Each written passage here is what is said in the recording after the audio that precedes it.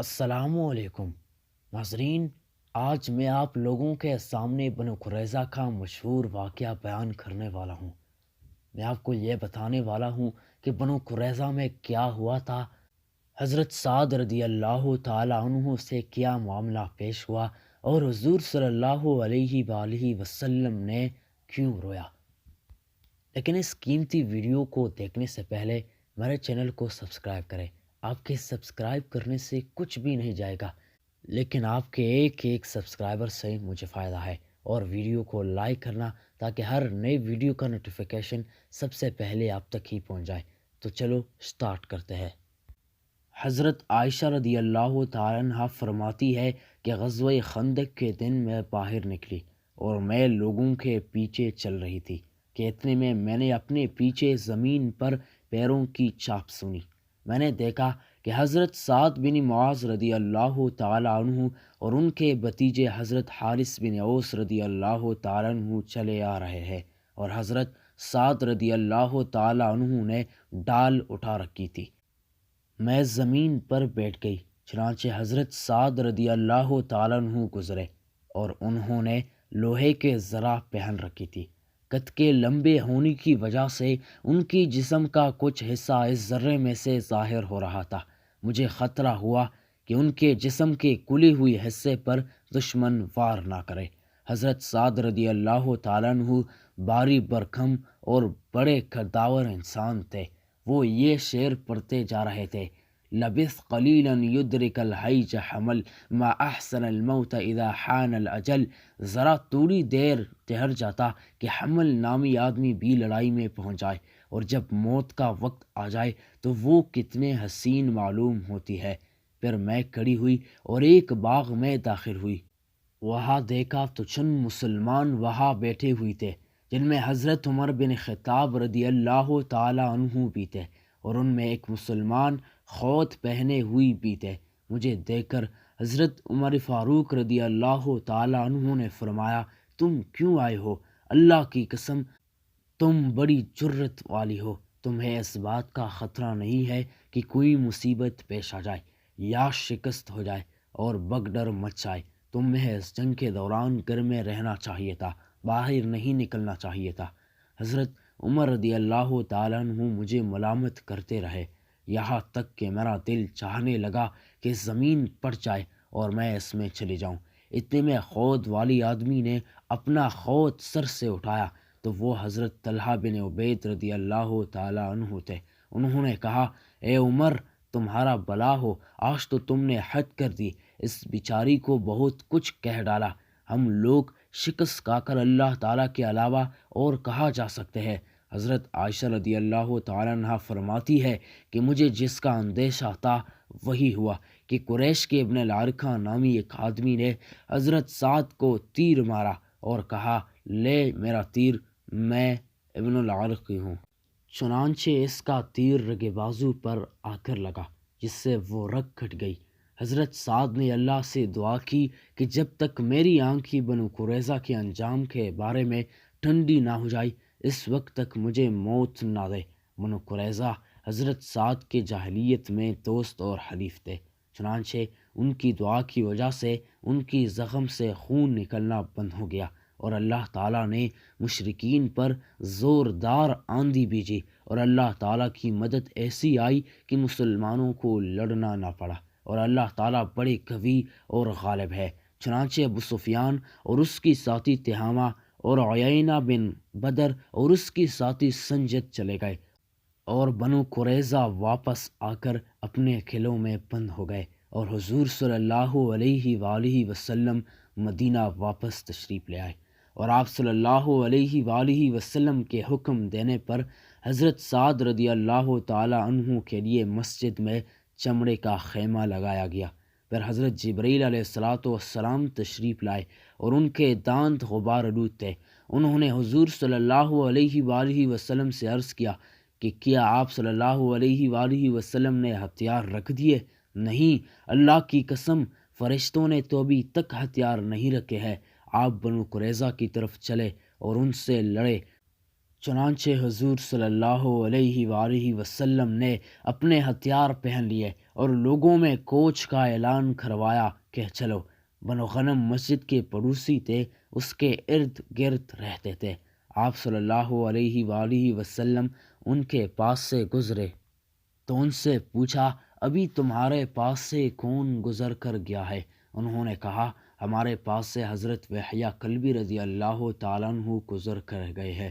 حضرت جبریل علیہ السلام بعض دفعہ حضرت وحییٰ رضی اللہ تعالیٰ عنہ کی شکل میں آیا کرتے تھے، اس لیے حضرت جبریل علیہ السلام کی داڑھی اور عمر اور چہرہ سب کچھ حضرت وحییٰ کلبی جیسا ہوتا تھا۔ حضور صلی اللہ علیہ وآلہ وسلم نے جا کر بنو قریظہ کا 25 دن محاصرہ کیا۔ شدید محاصرے کی وجہ سے جب بنو قریظہ تنگ آ گئے اور ان کی مصیبت اور پریشانی بہت زیادہ ہو گئی تو ان سے کہا گیا کہ حضور صلی اللہ علیہ وآلہ وسلم کا فیصلہ قبول کر لو۔ انہوں نے ابو لبابہ بن عبد المنذر سے مشورہ کیا۔ ابو لبابہ نے انہیں اشارے سے بتا دیا کہ تم ذبح کر دیا جاؤ گے۔ آخر بنو قریظہ نے کہا کہ ہمیں اپنے بارے میں سعد بن معاذ کا فیصلہ منظور ہے۔ حضور صلی اللہ علیہ وآلہ وسلم نے فرمایا، چلو اچھا ہے، تم سعد بن معاذ کے فیصلے کو مان لو۔ چنانچہ حضرت سعد بن معاذ رضی اللہ تعالیٰ عنہ کو ایک گدھے پر سوار کرا کر لا گیا جس پر کھجور کی چھال کا پالان رکھا ہوا تھا۔ راستے میں ان کی قوم نے اس کو ہر طرح سے گھیرا ہوا تھا اور سب ان سے بنو قریظہ کی سفارش کرتی ہوئی کہہ رہے تھے کہ یہ تمہارے حلیف اور دوست ہے اور مصیبت میں کام آنے والے ہیں اور انہیں تم خود اچھی طرح جانتے ہو۔ حضرت سعد سب کی سنتے رہے اور خاموش رہے اور انہوں نے ان کی بات کا کسی کو جواب نہ دیا اور نہ ان کی طرف متوجہ ہوئی۔ جب بنو قریظہ کے محلے کے قریب پہنچے تو اپنی قوم کی طرف متوجہ ہو کر ان سے کہا کہ میرے لیے اب اس بات کا وقت آ چکا ہے کہ میں اللہ تعالیٰ کے بارے میں کسی کی ملامت کی پرواہ نہ کروں۔ حضرت عائشہ رضی اللہ تعالیٰ عنہ فرماتی ہے کہ حضرت ابو سعید رضی اللہ تعالیٰ عنہ نے بیان کیا کہ جب حضرت سعد سامنے سے ظاہر ہوئی تو حضور صلی اللہ علیہ وآلہ وسلم نے فرمایا، کھڑے ہو کر اپنے سردار کو احتیاط سے سواری سے اتار دو۔ حضرت عمر فاروق رضی اللہ تعالیٰ عنہ نے فرمایا کہ ہمارے سردار تو اللہ ہے۔ حضور صلی اللہ علیہ وآلہ وسلم نے فرمایا، انہیں اتار دو۔ چنانچہ صحابہ کرام رضوان اللہ تعالیٰ علیہم اجمعین نے ان کو اتارا۔ حضور صلی اللہ علیہ وآلہ وسلم نے یہ سارا اہتمام ان کے زخمی ہونے کی وجہ سے کروایا۔ آپ صلی اللہ علیہ وآلہ وسلم نے فرمایا، بنو قریظہ کے بارے میں اپنا فیصلہ سنا دو۔ حضرت سعد نے فرمایا، ان کے بارے میں یہ فیصلہ کرتا ہوں کہ انہوں نے بڑی غداری کی ہے، اس لیے ان میں جو مرد لڑائی کے قابل ہے اسے قتل کر دیا جائے اور ان کے بچوں کو قید کر لیا جائے اور ان کا مال مسلمانوں میں تقسیم کر دیا جائے۔ حضور صلی اللہ علیہ وآلہ وسلم نے فرمایا، تم نے ان کے بارے میں اللہ اور اس کے رسول والا فیصلہ کیا ہے۔ پھر حضرت سعد نے دعا مانگی، اے اللہ، اگر تو نے اپنی نبی صلی اللہ علیہ وآلہ وسلم کے لیے قریش سے کوئی لڑائی باقی رکھی ہے تو مجھے اس میں شرکت کے لیے باقی رکھ، اور اگر تو نے اپنی نبی صلی اللہ علیہ وآلہ وسلم اور قریش کے درمیان لڑائیوں کا سلسلہ ختم کر دیا ہے تو مجھے اٹھا لے۔ یہ دعا کرتی ہی ان کی زخم سے پھر خون بہنے لگا، حالانکہ یہ زخم بالکل ٹھیک ہو گیا تھا۔ کان کی بالی کی طرح چھوٹا سا نشان نظر آتا تھا اور حضور صلی اللہ علیہ وآلہ وسلم نے ان کو جو خیمہ لگا کر دیا تھا یہ اس میں واپس آ گئے۔ حضرت عائشہ رضی اللہ تعالیٰ عنہ فرماتی ہے کہ چند دنوں کے بعد ان کا انتقال ہو گیا اور انتقال کے وقت حضور صلی اللہ علیہ وسلم اور حضرت ابو بکر اور حضرت عمر رضی اللہ تعالیٰ عنہ ان کے پاس موجود تھے اور یہ سب رو رہے تھے۔ اس ذات کی قسم جس کی قبضے میں حضور صلی اللہ علیہ وآلہ وسلم کی جان ہے، میں اپنے حجرے میں تھی اور حضرت عمر اور حضرت ابو بکر رضی اللہ تعالیٰ عنہ کے رونے کی آوازوں کو الگ الگ پہچان رکھی تھی، اور حضور صلی اللہ علیہ وآلہ وسلم کے صحابہ کرام آپس میں بڑے نرم دل تھے۔ جیسا کہ اللہ نے ان کے بارے میں قرآن مجید میں فرمایا ہے۔ رحماء بینہم، حضرت علقمہ رضی اللہ تعالیٰ عنہ نے عرض کیا، اے اماں جان، غم کے ایسے موقع پر حضور صلی اللہ علیہ وآلہ وسلم کیا کیا کرتے تھے؟ انہوں نے کہا، آپ صلی اللہ علیہ وآلہ وسلم کی آنکھوں میں آنسو تو نہیں آتے تھے، لیکن جب کسی کے بارے میں بڑا غم ہوتا تو آپ صلی اللہ علیہ وسلم اپنی داڑھی مبارک کو پکڑ لیا کرتے تھے۔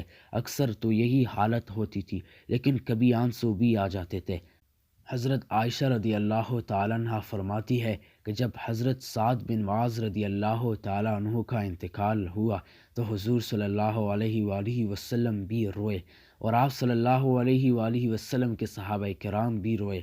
حالانکہ آپ صلی اللہ علیہ وسلم کی عام عادت یہ تھی کہ جب آپ صلی اللہ علیہ وسلم کو بہت زیادہ رنج ہوتا تو آپ صلی اللہ علیہ وسلم اپنی داڑھی کو پکڑ لیا کرتے تھے، اور میں اس وقت اپنے والد کے رونے کی آواز کو اور حضرت عمر کے رونے کی آواز کو الگ الگ پہچان رہی تھی۔ حضرت عائشہ رضی اللہ تعالیٰ عنہ فرماتی ہے کہ حضور صلی اللہ علیہ وسلم حضرت سعد بن معاذ رضی اللہ تعالیٰ عنہ کے جنازے سے واپس تشریف لائے تو آپ صلی اللہ علیہ وآلہ وسلم کے آنسو آپ صلی اللہ علیہ وسلم کی داڑھی پر بہہ رہے تھے۔ ناظرین، وہ کتنا بڑا غم ہوگا جس میں حضور صلی اللہ علیہ وسلم بھی روئے۔ ناظرین، یہ واقعہ تھا بنو قریظہ کا، جو میں نے آپ کے سامنے تفصیل سے بیان کیا۔ اگر آپ کو ویڈیو اچھی لگی ہو تو ویڈیو کو لائک کرنا اور چینل کو سبسکرائب کرنا، تاکہ ہر نئی ویڈیو کا نوٹیفیکیشن سب سے پہلے آپ تک ہی پہنچ جائے۔